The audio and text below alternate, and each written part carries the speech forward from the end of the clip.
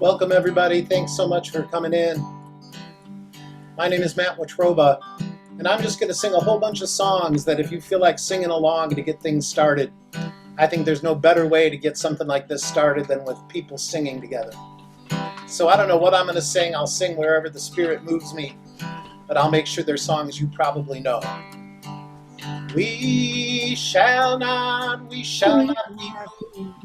We shall not be moved, just like the tree that's standing by the water. We shall not be moved. We're marching for our freedom, we shall not be moved. Marching for our freedom, we shall not be moved, just like the tree that's standing by the water. We shall not be moved. Sing it with me. Oh, we shall not be moved. We shall not be moved, just like the tree that's standing by the water. We shall not be moved. I'm gonna sit at the welcome table. I'm gonna sit at the welcome table one of these, hallelujah. I'm gonna sit at the welcome table. I'm gonna sit at the welcome table one of these days. I'm gonna taste that milk and honey. I'm gonna taste that milk and honey one of these days, hallelujah. I'm gonna taste that milk and honey. I'm gonna taste that milk and honey one of these days. Sing about the welcome table. I'm gonna sit at the welcome table. I'm gonna sit at the welcome table one of these days, hallelujah. I'm gonna sit at the welcome table. I'm gonna sit at the welcome table one of these days. One bright morning when this life is over, I'll fly away to the land on God's celestial shore. I'll fly away. Try it. I'll fly away, oh glory, I'll fly away. When I die, hallelujah, by and by, I'll fly away. I'm gonna lay down my sword and shield down by the riverside, down by the riverside, down by the riverside. I'm gonna lay down my sword and shield down by the riverside, study war no more. I ain't gonna study war no more, ain't gonna study war no more, ain't gonna study war no more. I ain't gonna study war no more, ain't gonna study war no more, ain't gonna study war no more. So give me the beat, boys, and free my soul. I wanna get lost in your rock and roll and drift away. Wasn't expecting that one, were you? Give me the beat, boys, and free my soul. Wanna get lost in your rock and roll and drift away. I can hear you, let's hear it one more time. Give me the beat, boys, and free my soul. I wanna get lost in your rock and roll and drift away.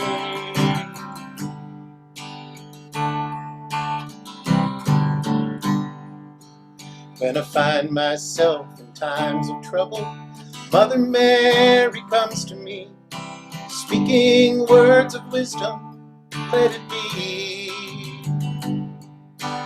In my hour of darkness, she is standing right in front of me, speaking words of wisdom, let it be. Try singing it. Let it be, let it be, let it be, let it be. Speaking words of wisdom, let it be.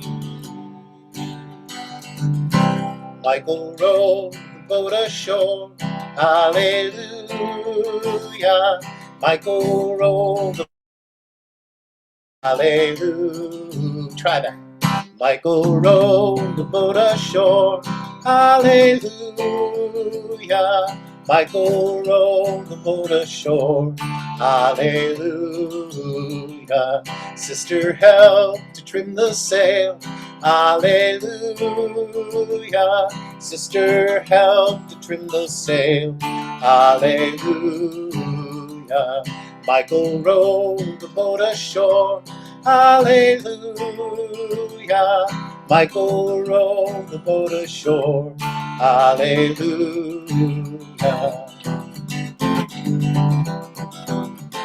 If I had a hammer, I'd hammer in the morning, hammer in the evening, all over this land. I'd hammer out danger, I'd hammer out warning, I'd hammer out love between my brothers and my sisters all over this land. Ooh, if I had a bell, I'd ring it in the morning, I'd ring it in the evening, all over this land.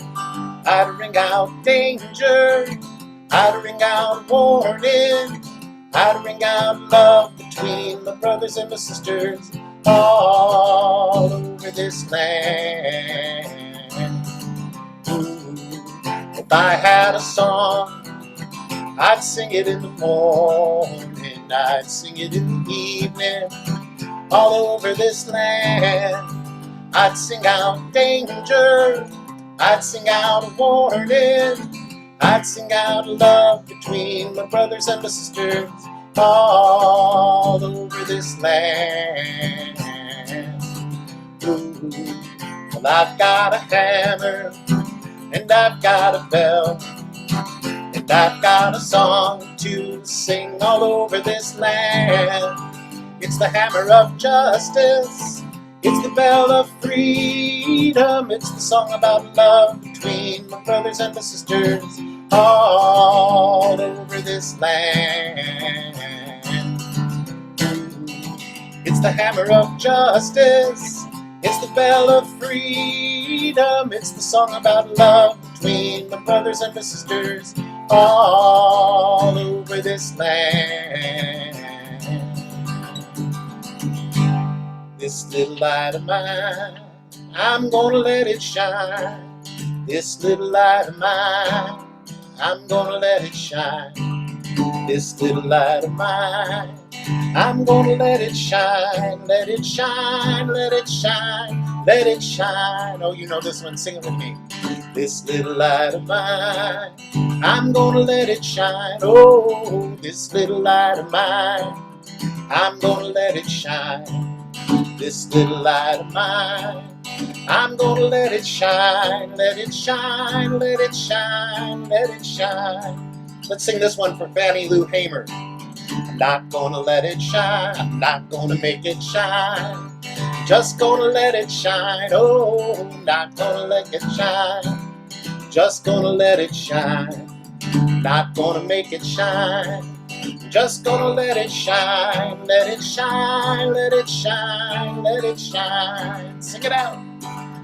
This little light of mine, I'm gonna let it shine. Oh, this little light of mine, I'm gonna let it shine. This little light of mine, I'm gonna let it shine, let it shine, let it shine, let it shine. Sing it again. Let it shine, let it shine, let it shine. One more time, watch me. Let it shine, let it shine, let it shine.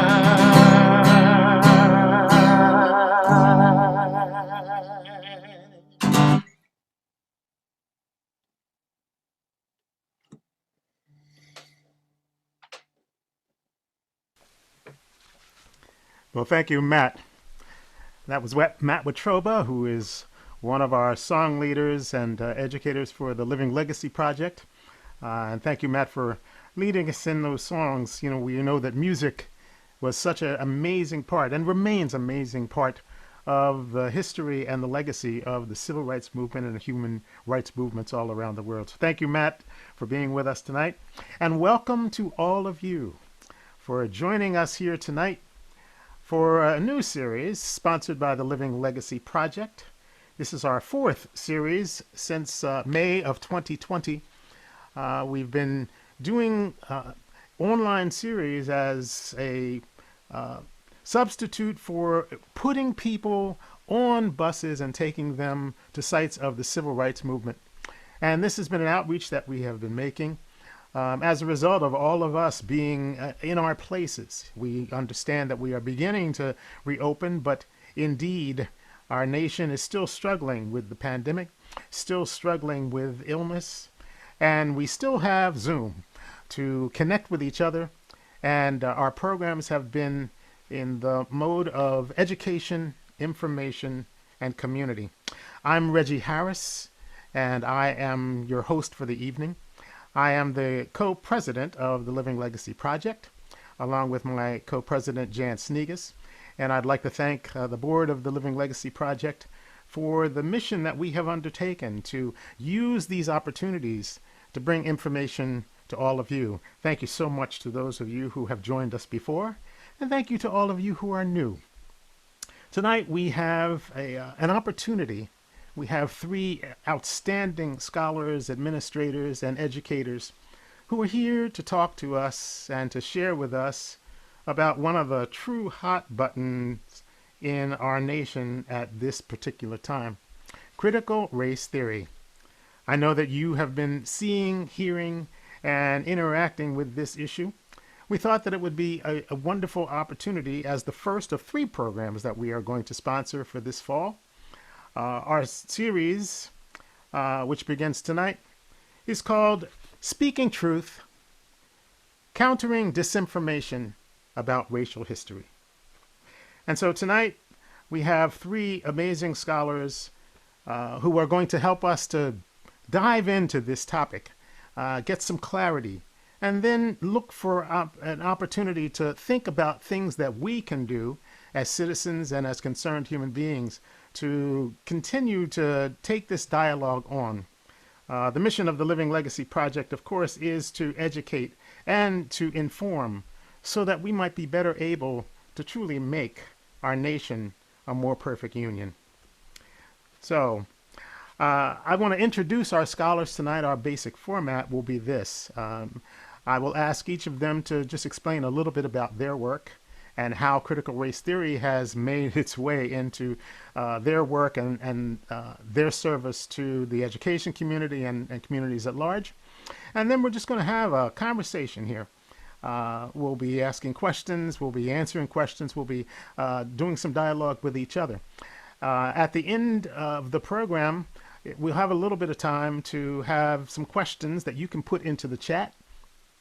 But we also have reserved some time, and our speakers have been very gracious to reserve 30 minutes after this hour where we can actually have you directly ask questions of them, and they will do their best to give you more clarity and some ideas about how we can take this issue on. It is one of the true crisis points in America at this point.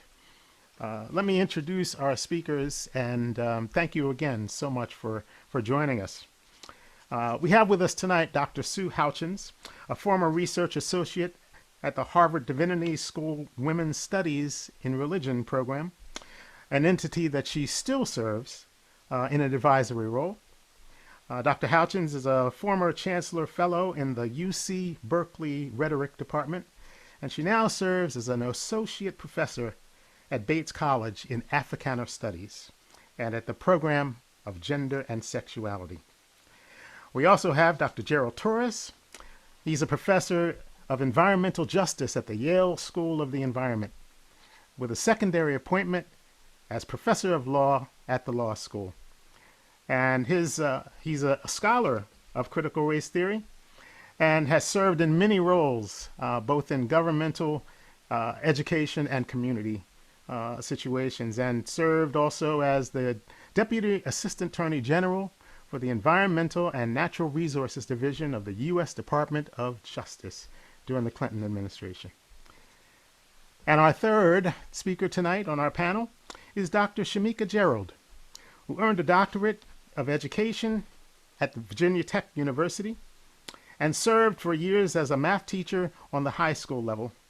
Her career had taken her to post as a vice principal for instruction, and then 6 years as the principal of Heritage High School in Newport News, Virginia. Her present career is as a much sought after lecturer and an expert in student empowerment, equitable learning outcomes, data analysis, program evaluation, educational technology, and it was in July of 2020 that she became the Director of Equity, Assessment, and Strategic Operations for the Newport News Public Schools. We couldn't ask for a more qualified panel, and we couldn't ask for a more engaged audience.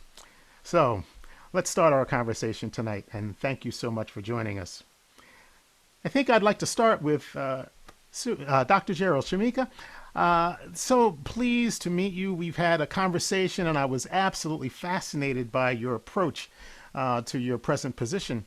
But I think I'd like to start with you because we have been seeing so many scenes of people at high schools and elementary schools having signs and screaming, shouting at school board meetings. And I imagine that as you are working for the Newport News Public Schools, you are perhaps seeing some of these scenes up close and personal? Yes, and thank you so much for having me this evening, and greetings everyone from Newport News, Virginia. So yes, seeing some of these firsthand, most recently with school boards around treatment of transgender student policy passing, and my colleagues are joining us tonight as well that help with that work. Dr. Ransom, Tashawn Ophelia, Dr. Gatling, Dr. Underwood, are just people that have surrounded me in this work. I'm a little bit humble real humble to be on this panel, because like when you start talking about the folks that I'm sharing the screen with right now, really I'm a young, what I like to call a young Thundercat in the game. Like I'm just starting some of this work as a practitioner in the work though. My journey started being a student that was not seen because of the color of her skin, what I looked like, where I was from. And my journey to the point that I am today was really rooted in being told that I couldn't do because of how I presented in the world, being too Black, too this, too that. Also, I continue to say I'm a student with a disability because I'm a student all my life with the auditory processing disorder. So people saying you can't do, I failed math every year of high school. My degree is in applied mathematics. I taught math successfully in high school for many years. My job revolves around data analytics. So how does the kid who never was successful in math really get good at it? It turns out that for me, it was just having the right teacher who saw me and didn't judge me and valued the diversity that I brought to the table, knowing that my mother is white and my father is Black. She's from the Panhandle of Texas. He's from Norfolk, Virginia. Very different background, both sides of my family. And then it gets to this point here where I choose to go into education so that kids don't do what I did, like struggle and not have an appreciation for mathematics and changing that work. But then in that understanding, it was more than just math that was the gatekeeper sometimes. It was really people's perception of who could and who couldn't do math. And it's not just that I was a woman, but I was a Black woman that was good in this area. And thinking through those processes and how do we change a system that was built on systematic racism, and how do we really work through those challenges together, understanding each other, having some challenging conversations, developing cultural competence, all the things we know that work. But now we're at a place where in my current role, it's really about educating people, because you're not going to change somebody's mind and their belief system unless you root it in actual factual. My kids, if I was in front of them, I was like, you've got to root it in actual factual, #facts. Those are the things that you can form an opinion when you are well informed. And so that is where I am in my work now, is just really learning as much as I can, and just being honored to be on a panel today with folks who have this level of expertise, but doing the research, doing the work so that I am well informed, and then I can continue to educate at this point the school board and our educators in the school division I serve, but also working out in the community with organizations such as Live in Legacy Project to share information specifically around K-12 education, because there is a lot of misinformation that's going on. So that's just a little bit about how I got here today. But yes, the signs, the long nights, developing policy that is accurate, but also having to defend what is best for students and for our community. And I'm really interested. I know that when we talked, I was so interested in talking to Gerald Torres about the environmental aspect and what roles those have, and just talk a little bit more, because we have some of those challenges, food deserts and coal industry in certain neighborhoods. Like, what does that do in terms of our communities, and how could it impact education? So I'm also interested in some of those things. And Sue Houchins, and we just went through the transgender policy. So being on a panel where I get to learn from you both, I'm just honored. So thank you. Well, I knew that when we talked that we had a resonance, and I, as a student myself, I think I did summer school for every single math class I took for high school. And all of them were not successful. But my out was English. And so that was where my superpower came. That's, so with English and history.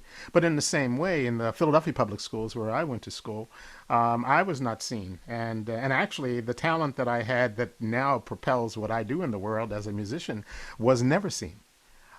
So it's fascinating to me. Most of what we'll be talking about tonight was heavily impacted by the fact that none of my history, the history of my people, the history that now is being challenged, was taught from kindergarten on. I didn't really begin to come in contact with that until I finally hit Temple University in Philadelphia. So, thank you. You are so welcome here tonight, Gerald. I think I want to go to you next, because your career has been as a scholar in critical race theory. There you are at Yale Law School. I was just thrilled. Your name came up in a conversation I was having last week with some colleagues at the Traveling Musicians Union, Local 1000, where apparently you, in a meeting that I forgot to attend, actually spoke to our union members and to our leadership about some initiatives that they're taking on. So I'm so thrilled to have you here and to see you again. And perhaps you can give us some idea of legally and environmentally, how did we get here? Well, they're two separate issues in one sense, right? But in another way, they're absolutely joined. I just want to say that I'm happy that I'm in a state where I can teach critical race theory. We can talk about that a little bit later as well. But I came to critical race theory largely through this study of the impact of race on the development of legal doctrines. So it was a straight ahead, law study, studying constitutional law and studying the way the law could be used to address some of the pressing equity issues in our society. And then, trying to figure out why some of the remedies that were proposed didn't work or were ineffective. And then that leads you to ask questions about whether you've correctly diagnosed what the issue is. And of course, coming out of the civil rights movement, and especially the elimination of Jim Crow in the South, it created a specific picture of the way racism worked in America that was failed to capture the many ways that it has impacted our culture, our social life, our institutions. And so once you get past the elimination of overt, legally supported racial subjugation is the only thing you can say.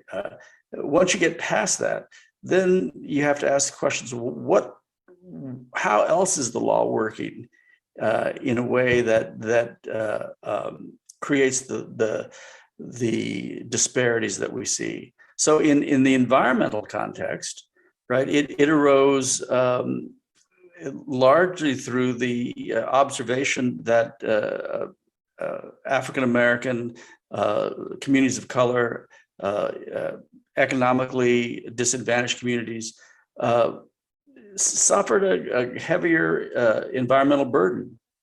And so, you could say, well, those are the breaks, right? Or you could say, well, why does this look like it does? Right? There was an article in the Times, recently, which tells a really interesting story. And the story was just about tree cover, and whether you could tell from a satellite photograph of tree cover in cities what the population of those neighborhoods was. And it turned out that, in fact, you could. That the neighborhoods with a greater canopy were better off, tended to be more white than black or more white than brown, right? And you could say, well, it's just that's just one aspect of a community life. But then you dig a little deeper and you say, well, wait a minute. One of the problems that climate change is producing is the concentration of heat islands in urban areas. One of the things you can do to reduce the temperature, the ambient temperature, is to improve the green coverage. One. So you can say that the lack of a tree cover, lack of canopy, means that there's some neighborhoods that are going to suffer more quickly the impacts of climate disruption. And that's a reflection of racial disparities. And so you have to try to understand that. One other thing, though, about the tree cover is they've noted that when you have more green coverage in neighborhoods, the particulate matter is reduced. And particulate matter being a precursor of asthma in some cases. So it not only protects you in a way from the imposition of heat, it also gives you cleaner air. And then the last thing that the research has shown is that it also improves your mental health. That being able to be in green spaces is actually good for you. It's good for your the levels of stress you have. Yeah, so there's just a snapshot, right? The snapshot and the snapshot of canopy, tree canopy in cities. Just looking at that snapshot tells you so much about the consequences of the fact on the ground that you see. And then you have to ask, what can we do to remedy this, right? And that leads you kind of in the directions that we've gone. The other thing is the learning from people like the people I learned from, and then getting to know people like Derek Bell were really formative in my understanding of how race works. Derek Bell was... Oh, I'm sorry. I assume everybody knows who Derek Bell is. Derek Bell was the first tenured Black professor at the Harvard Law School. And he began his career as a lawyer for LDF. He served in the military, he served in the Air Force. And after he left the Air Force, he went to law school, graduated from University of Pittsburgh Law School, and then worked for LDF for a number of years, and then was recruited to go to teach at Harvard. And he published a book back in 1970 called Race, Racism, and American Law, which tried to investigate the way in which race has inflected legal doctrines. And in my view, and I don't think I'm the only one, that's the root of critical race theory, even though I think Derek might not have even referred to himself as a critical race theorist, but it's asking those questions, right? The thing that is annoying to me, and maybe annoying is the wrong word, and you started the program with a reference to this, right? It's the attempt to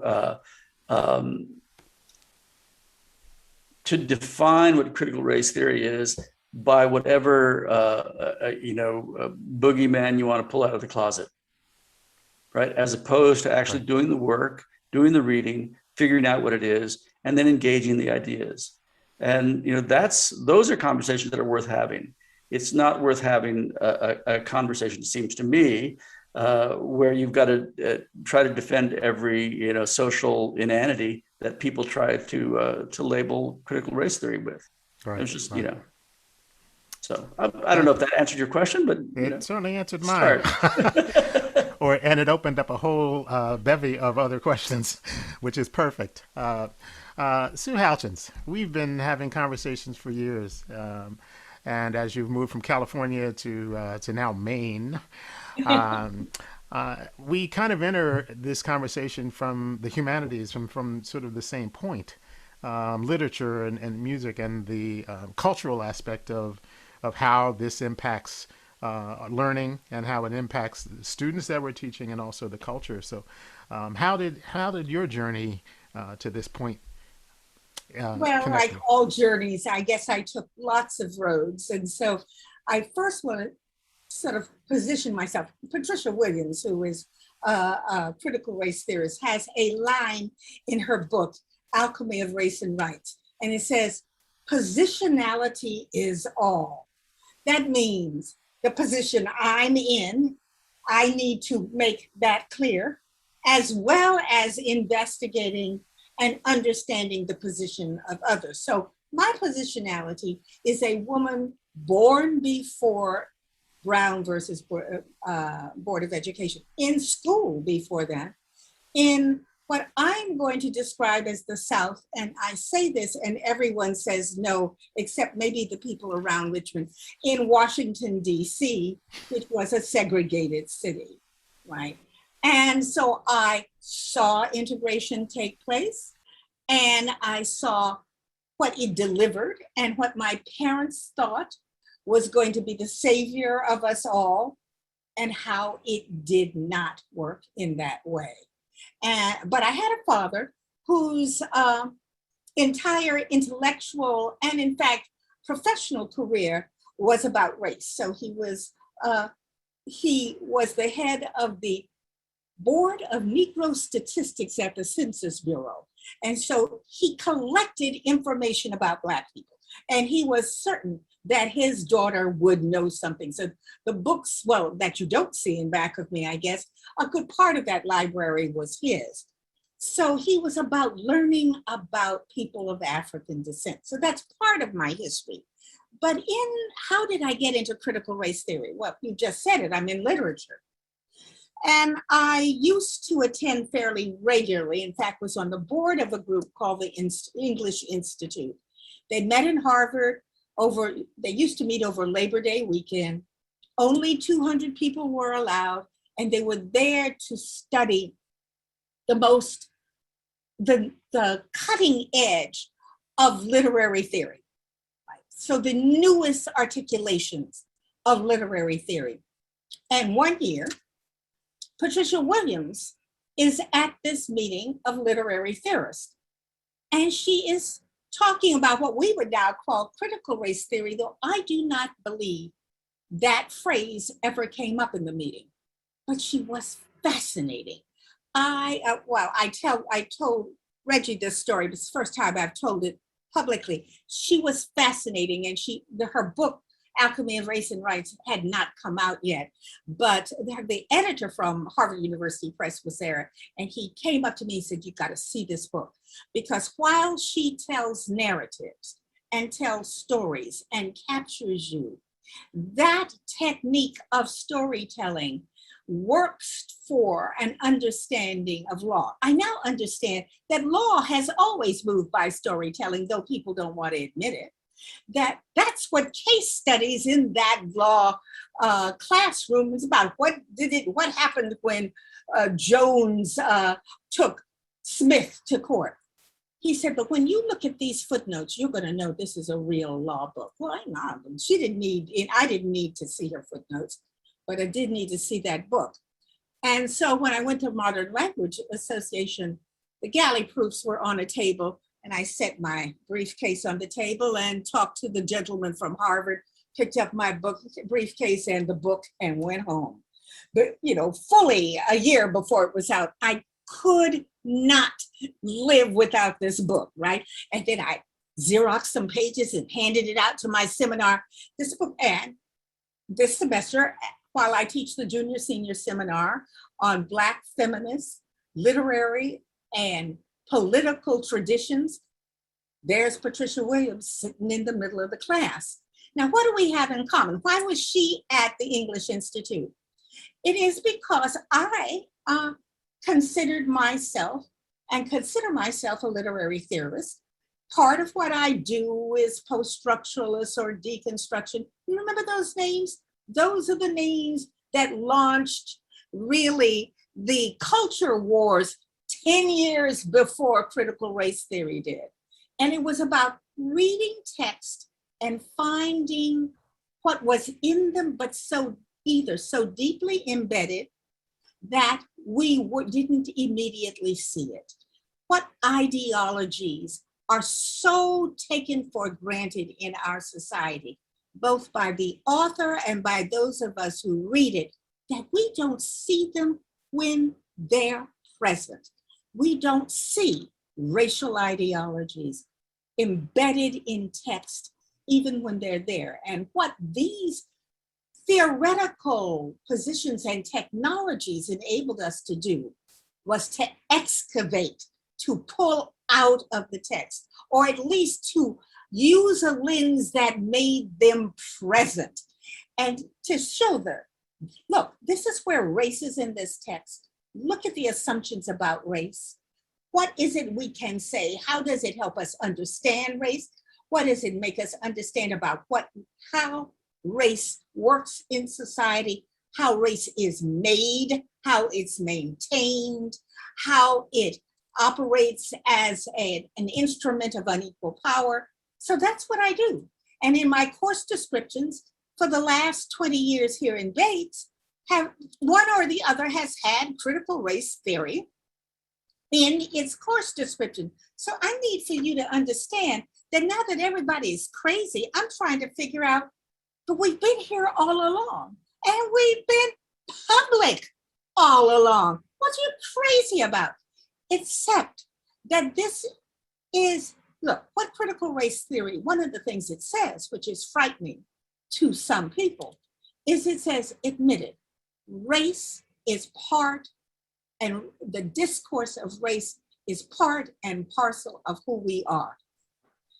And we, as a larger society, not our audience and not the panel, perhaps, but the rest of America does not want to admit. They think they fixed race, and they do not want to hear us say that race is part and parcel, and that it is a form of unequal power, and no Board of Education, Brown versus Board of Education, nor the Montgomery boycott, none of those things fixed it. And what we now have to do is really study it, to analyze it, and to use critical race theory as the lens through which we see things. And that I use it as a lens on literature and films and lyrics of music, etc.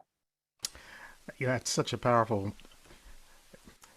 I love the fact that you went right to narrative, and at this point in our history, we understand on, I think, a wider frame the importance of narrative. Perhaps not in the public sphere because we don't think about narrative as power. Many of our citizens do not understand how they fit into the narrative. So the conversation that we're really having is about inflaming the narrative. And the inflammation of narrative is generally transferred to ratings points, which then you have eyes on, you have voices raised, and then would you say basically this is our struggle for power in this context? Any three of you can respond to this. The short answer is yes. I mean, one of the I forget who said it. It's a famous quotation, and I'm not going to try to point to who said it. But we live by stories. Everyone lives by stories. Your life is animated by the stories that are told to you, the stories that you create, even your memories, which you think are just, like replays of things that have happened, are reconstructed. Right? Psychology demonstrates that, and they're reconstructed through the story you tell about who you are and your life. And so, understanding law as a species of narrative, right, is actually, dare I say it, critical. And important to do this. The funny thing, a friend of mine, you mentioned Patricia Williams, who's a friend of mine, but I want to tell you I first came upon her work when Derek Bell said, "Gerald, you've got to read this," and he gives me a manuscript, right, that Patricia had written, and it was one of the early stories that was in The Alchemy of Race and Rights. And if you haven't read her, you should read her. She is a lovely, lovely writer. But, Gary Peller, another one of before I mention Gary, let me say this. The other thing that people don't realize is that critical race theory was always a multiracial movement, right? Intellectual movement. Right, so one of the people who was there at the beginning is Gary Peller, who's white. Neil Gatanda, right, who's Japanese. Richard Delgado, right, who's Mexican American. As well as Kimberly Crenshaw and Cheryl Harris, and I'm not going to start naming names. I'll have to name too many names. But the point is that this wasn't about the valorization of one race or the demonization of one race. It was an attempt to understand how race worked systematically and how it informed the stories we tell and how it justified certain distributions of power, certain the structures that distributed power. So redlining, which you all know the term, right? You could point to the policies that resulted in steering people of color, especially African Americans, to certain neighborhoods, right? Which then, 30 years later, turned out not to have as much tree cover, right? To go back to the first story I told, right? So the asthma of those children, the people who die of heat, it can be directly tied back to those policies that constructed those neighborhoods, right? Does it mean you have to find an evildoer? No, you don't have to find an evildoer. What you have to do is not analyze. If you don't analyze the forces that got us to where we are, then you're not really trying to understand. And that's all critical race theory is trying to do, is trying to understand, and is trying to figure out what the truth is. You take, there's a book by Ed Baptist, The Half That's Never Been Told, and I'd really recommend you all to read it. And it's the story of the internal slave trade, right after the external slave trade was eliminated. And one of the pieces of his story, which is interesting, is the people who don't consider themselves implicated in the trade, in fact, are, because new financing mechanisms had to be created in order to finance the internal slave trade. So they went to the financiers, right, who then designed these, what we would now call financial products, right, to be able to support the internal slave trade. The fact that it was being used to trade human beings, of course, if you only focus on the financial instrument, you can say, wow, this is a really clever financing device. But in fact, what it was used for is critical. Right? And understanding that is important. And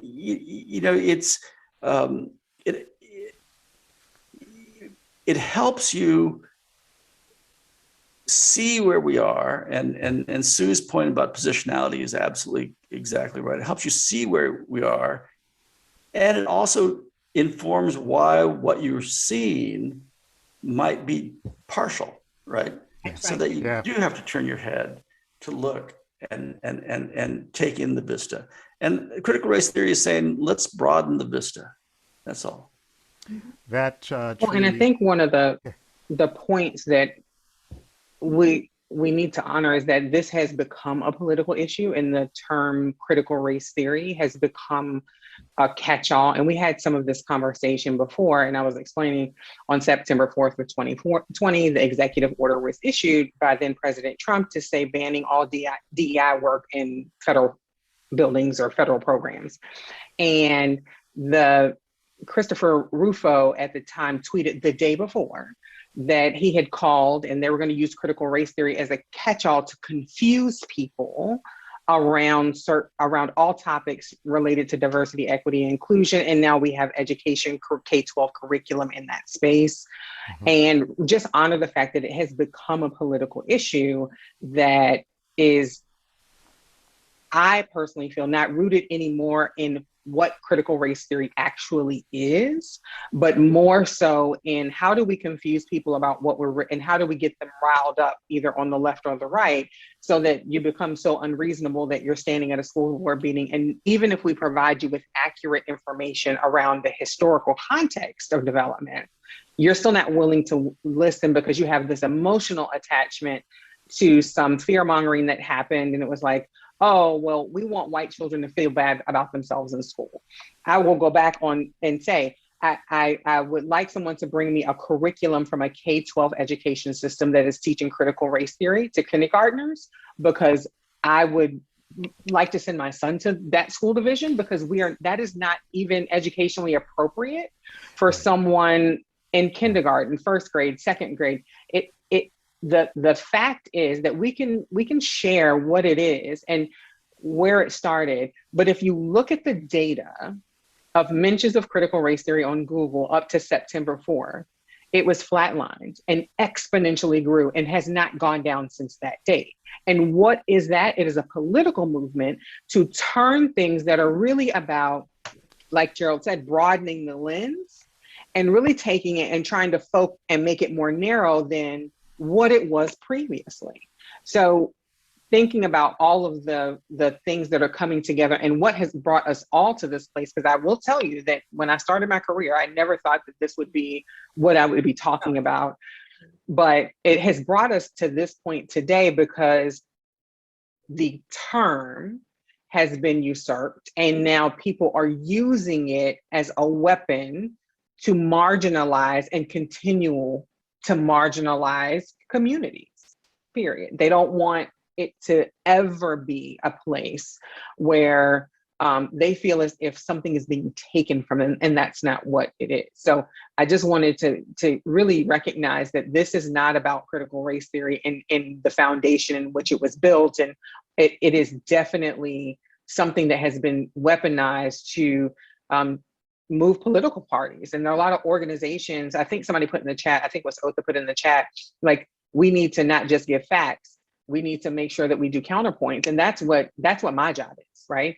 I take the Heritage Foundation, the Family Foundations, Parents for Every Education, New Discourse, and I watch every webinar. I attend them. I sign up with my real email address, my job email address. So if you look me up, you know what I'm here for. As the children say, I'm here for all the smoke. Like, I'm ready for this party. Don't engage, you know, don't look. I got this suit jacket on tonight, y'all, but I'm ready. But you know, you have to do your research so that you understand the points that you're counterpointing. You can't just say, oh, it started with Derek Bell and it started with this book. And you really have to make sure that you do the research around the targets that are for whatever your organization is. So that's the work that I do, is about, it is political, but educating very strategically, so that if this is your point and you are in the middle, that I can help you make an informed decision, whatever you want to believe, but the informed decision is really formed around that, understanding and honoring a political movement that's happening. Sue, I'm seeing the smoke over there.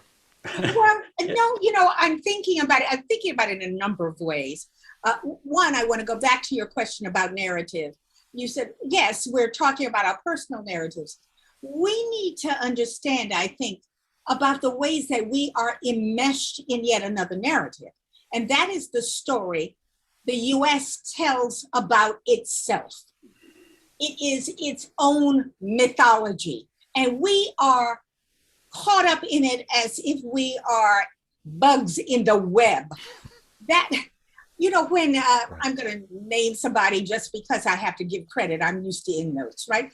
So when Benedict Anderson talks about how we construct nations, among the many things he says, we imagine we're a community. That's how we get to have loyalty to each other, to have so much loyalty, we'll go out and get ourselves killed behind a war. And he says, we imagine ourselves into a community by the story we tell about our founding and our origins. Narrative makes us a nation.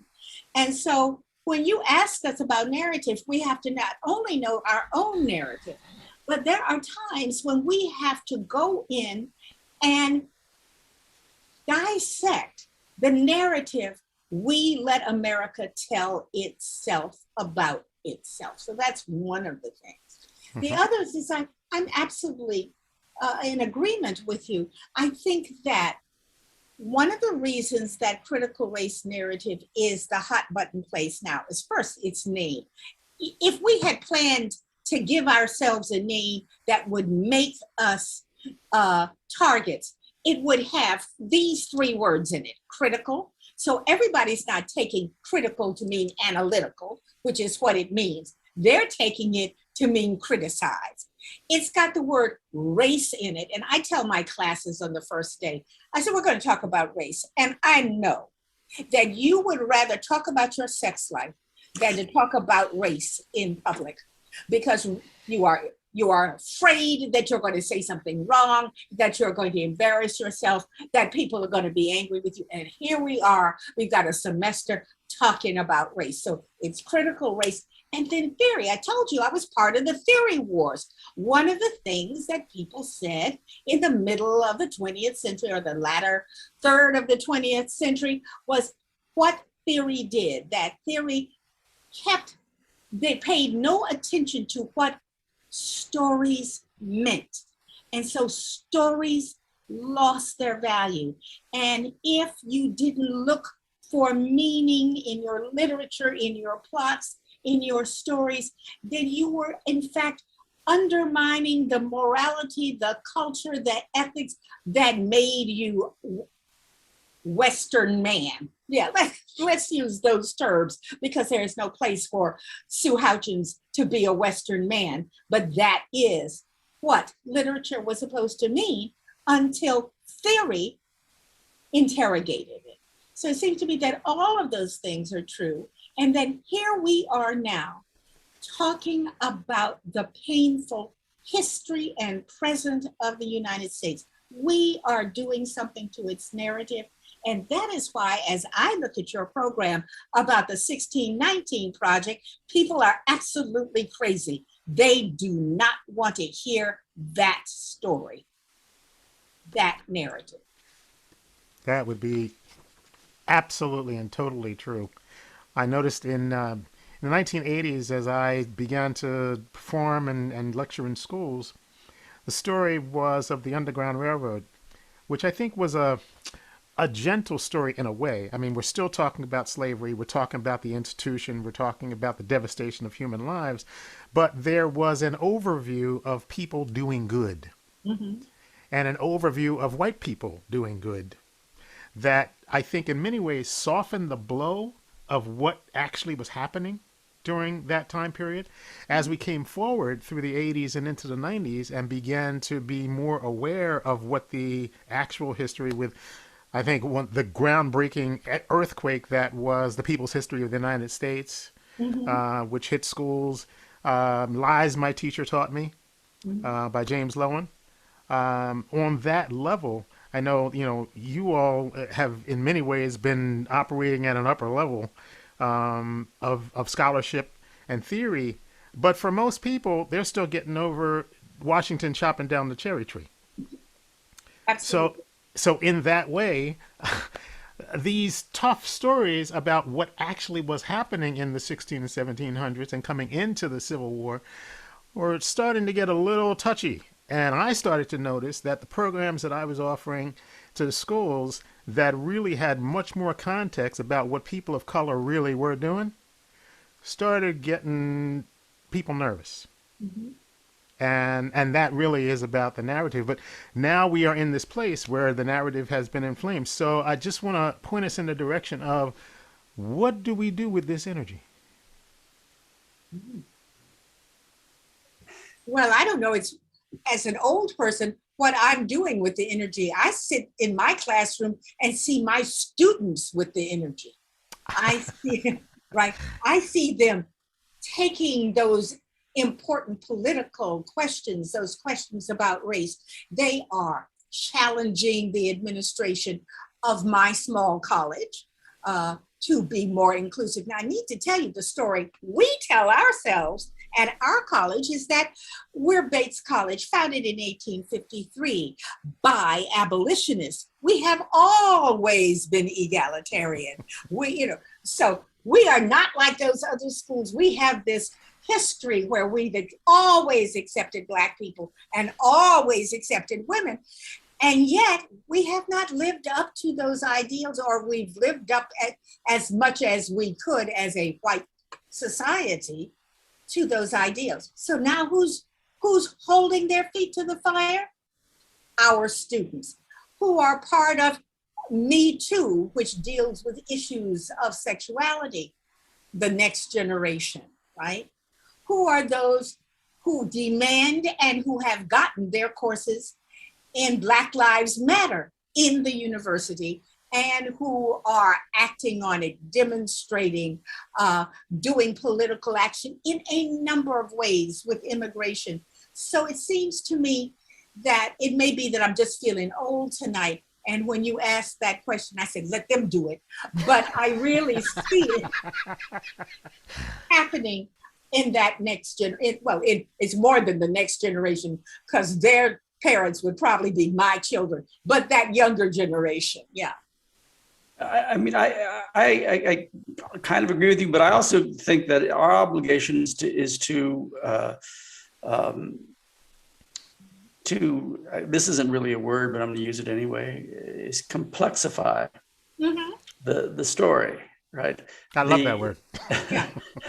The simple, direct narratives are probably easier to tell. But it's incumbent upon us to make sure that people understand that they're complicated stories. And so the story you told about the Underground Railroad, it's both true. It's not exonerating, but it's true, right? And what's true is that there were people who knew slavery was a moral abomination at the time, right? At the time. There were soldiers who turned in their commission when they were ordered to march the Cherokee and the other Southern tribes on the Trail of Tears. That's part of our history too. Mm-hmm. And we need to own those elements that in fact can propel us forward. right? That it's not all bad angels. There are good angels, right? And we need to grasp those. I think Shameka's point about this being a political movement is critical. If I can read a quotation, it said, "We have successfully frozen their brand, critical race theory, into the public conversation and are steadily driving up the negative perceptions. We will eventually turn it toxic. We will put all of the various cultural inanities under that brand category." That's the task they've set for themselves, which means that a commitment to truth is nowhere in that program. Right? It's not, we're going to explain what critical race theory is as critical race theorists themselves understand it, and then people can decide.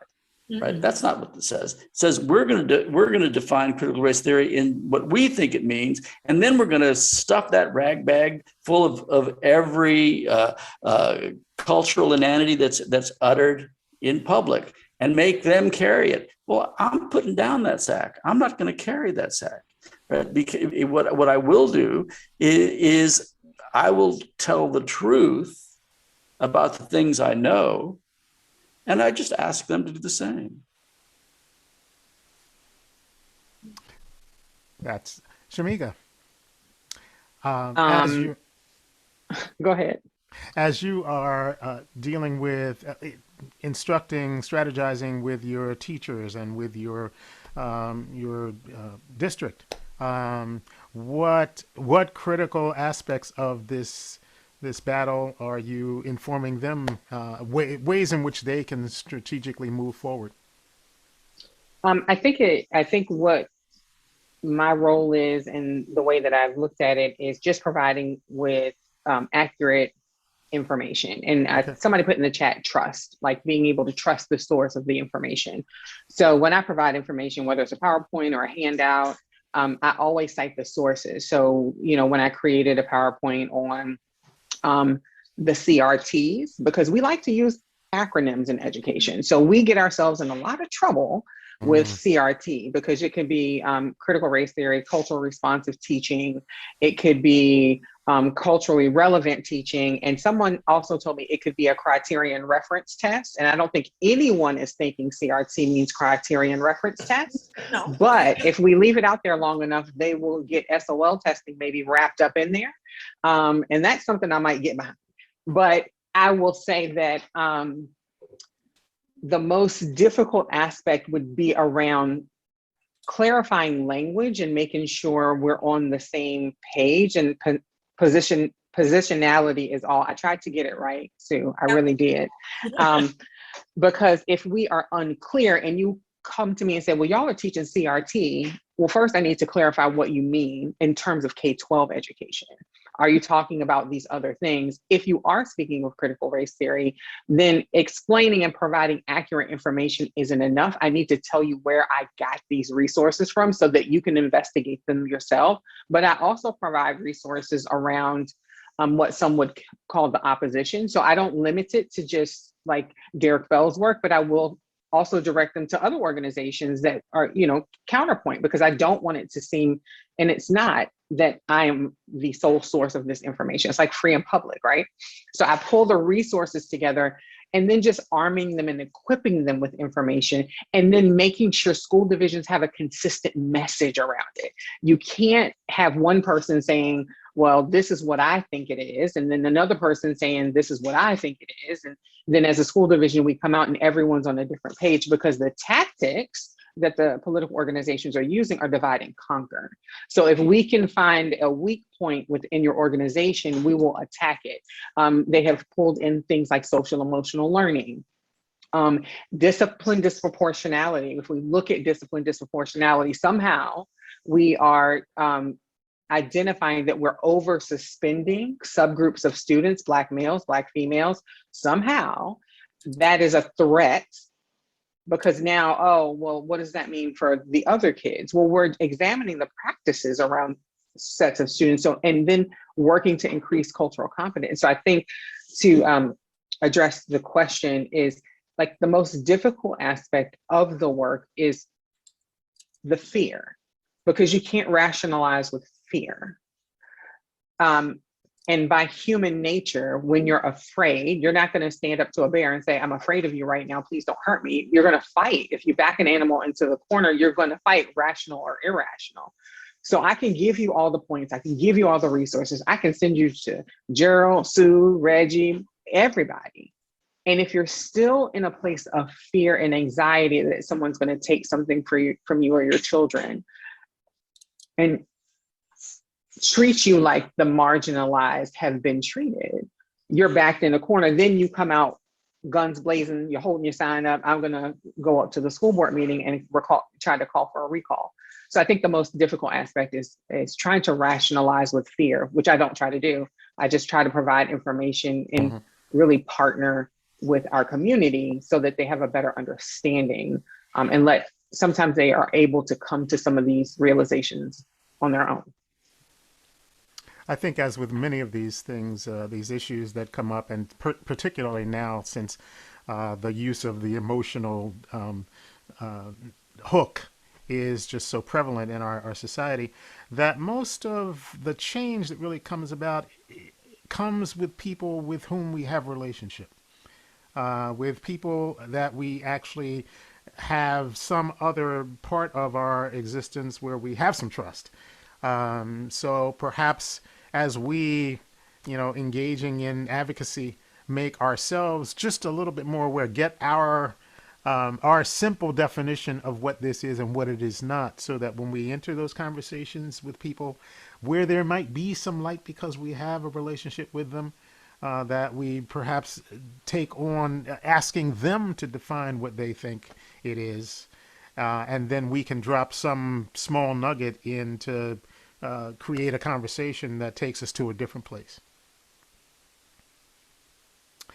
This has been an absolute wonderful hour. I think I have just a little bit more clarity as we go forward.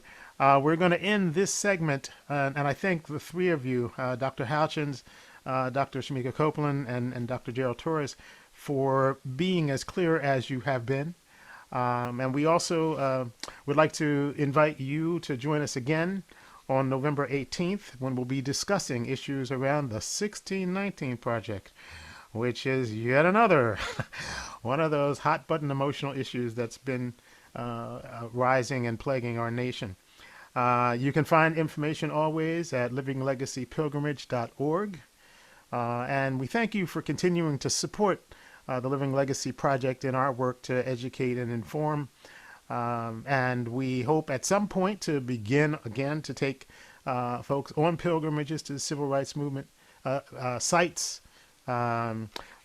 Continue again. We have a campaign that we have 30 Days of Hope that you can check out on our website, which is in honor of our one of our founders and past presidents, Dr. Hope Johnson, who unfortunately passed last December. So we're having 30 Days of Hope and activities focusing ourselves around human and civil rights, which was her passion. So I'm Reggie Harris, and I thank you for joining us tonight. Thanks again to our panelists.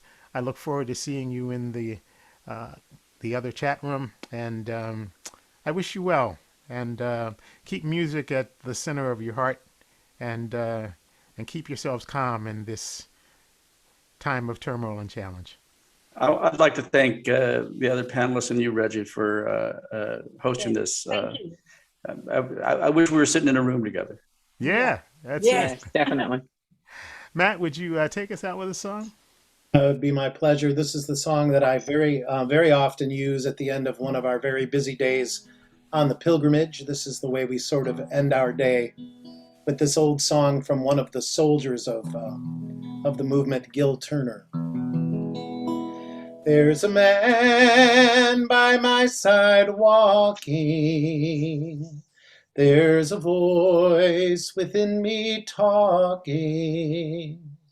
There's a word that needs a saying. Carry it on. Carry it on. Try that with me. Carry it on. carry it on, and they will tell their lion stories, send their dogs to bite our bodies. They will lock us up in prison,